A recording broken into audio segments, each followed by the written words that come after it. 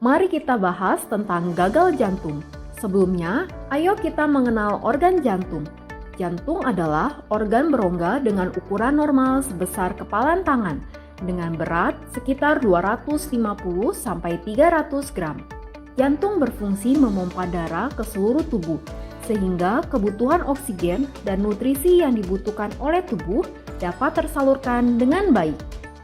Jantung terdiri dari 4 ruangan, yaitu 2 serambi atau atrium yang terletak di bagian atas, atrium kanan dan atrium kiri, serta 2 bilik atau ventrikel yang terletak di bagian bawah, ventrikel kanan dan ventrikel kiri. Berikut akan kita bahas tentang aliran darah di jantung. Darah dari seluruh tubuh akan masuk ke atrium kanan, kemudian mengalir ke ventrikel kanan. Setelah itu darah dipompa ke paru-paru. Di sana akan terjadi pertukaran karbon dioksida menjadi oksigen. Setelah itu, darah yang kaya akan oksigen akan masuk ke atrium kiri, kemudian mengalir ke ventrikel kiri, lalu dipompa ke seluruh tubuh. Gagal jantung adalah kegagalan fungsi jantung untuk mendistribusikan oksigen ke seluruh tubuh akibat terganggunya struktur dan fungsi jantung yang ditandai oleh munculnya kumpulan gejala gagal jantung seperti mudah lelah dan sesak napas saat aktivitas, bengkak pada kedua kaki, perut begah dan membesar, tidur lebih nyaman dengan 2 bantal atau lebih, terbangun karena sesak, dan batuk di malam hari. Beberapa penyebab dari gagal jantung antara lain penyakit jantung koroner, tekanan darah tinggi atau hipertensi, penyakit jantung bawaan, gangguan irama jantung atau aritmia, gangguan katup jantung. Bila penyebab tersebut tidak ditangani secara optimal, maka akan muncul keadaan gagal jantung. Dan bila terus tidak patuh dalam pengobatan, maka kondisi pasien akan semakin memberat. Bila mengalami gagal jantung, sebaiknya kita melakukan pemeriksaan lebih lanjut. Dimulai dari pemeriksaan elektrokardiografi atau EKG, ronsen toraks atau dada, ehokardiografi atau USG jantung, pemeriksaan laboratorium, dan pemeriksaan lainnya yang disesuaikan dengan penyebab dari gagal jantung yang diderita. Sebagai pasien gagal jantung, sebaiknya paham akan hasil pemeriksaan tersebut. Misalnya pada ehokardiografi, berapakah fungsi pompa jantung atau yang sering disebut dengan ejection fraction atau EF?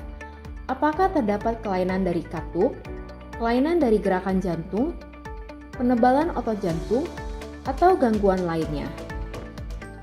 Selanjutnya kita bahas tentang pengobatan dari gagal jantung. Yang pertama adalah kontrol gaya hidup, meliputi stop merokok, mengurangi konsumsi garam pada pasien hipertensi, kurangi konsumsi makanan berlemak dan kolesterol tinggi pada pasien dislipidemia dan penyakit jantung koroner, perbanyak makan sayur dan buah, kurangi makanan manis pada pasien DM atau kencing manis. Batasi minum. Setiap pasien gagal jantung memiliki batasan minum yang berbeda-beda. Pembatasan cairan ini dapat dikonsultasikan dengan dokter spesialis masing-masing. Mulai aktivitas fisik atau olahraga sesuai dengan kondisi pasien dan harus disesuaikan dengan instruksi dari dokter spesialis jantung. Awasi tekanan darah. Setiap pasien gagal jantung memiliki target tekanan darah yang berbeda-beda. Konsultasikan target tekanan darah dengan dokter spesialis jantung. Obat-obatan.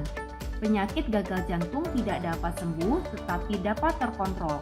Oleh karena itu, pasien harus selalu minum obat dan setiap obat memiliki fungsi yang berbeda-beda. Sebaiknya tidak melakukan penghentian obat tanpa instruksi dari dokter. Dan obat harus dikonsumsi sesuai dengan petunjuk dari dokter. Misalnya saja, furosemid harus diminum saat perut kosong, karena efektivitas obat akan berkurang bila obat bercampur dengan makanan.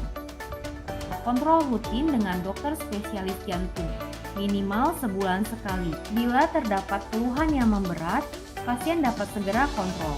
Bila terdapat keadaan emergensi, pasien dapat segera ke IGD terdekat. Tindakan intervensi. Hal ini tergantung dari penyebab gagal jantung yang diderita. Sekian penjelasan tentang gagal jantung. Dengan meningkatkan pengetahuan tentang gagal jantung, diharapkan terjadi peningkatan kesadaran dalam menjalankan pengobatan, sehingga kondisi kesehatan menjadi lebih baik. Semangat dan selalu bersyukur.